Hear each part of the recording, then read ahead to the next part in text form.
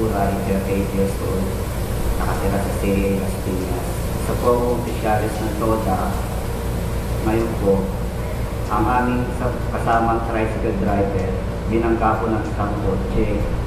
Nagkataon po, hindi rehistrado ang kanyang tricycle, pero siya po ang binangga. Dumating po ang pagkakataon, dinala namin sa traffic bureau. Pagdating po ron, kami pa po ang sinisingil ng nakabangga sa amin. Kasi daw po, hindi raw po nakarehistro ang tricycle na binangga ng kotse.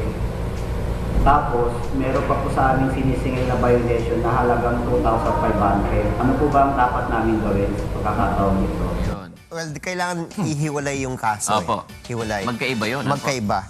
Kung dapat ihabla yung nakabangga, syempre, no, for damages or for injuries, no, at hindi maiwasan yon.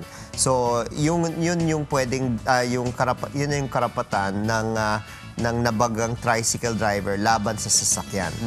Ngayon, yung violation na hindi rehistrado, iba naman yun, no? At yan ay kailangan harapin ng driver mismo.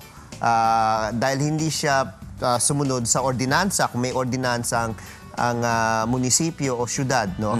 Kung saan siya nagmamaneho ng tricycle, may penalty talaga yan at kailangan niyang harapin yan.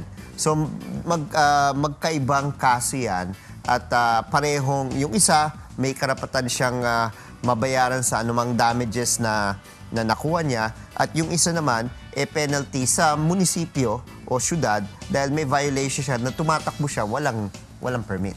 Parang ano lang po ba yan, Kong Erin? Parang nasa EDSA ka, coding, tas nabangga ka. Ibang kaso yung pagiging sabi sa'yo, kasi coding ka, ba't ka nag-drive eh? Coding ka, sana hindi kita nabangga.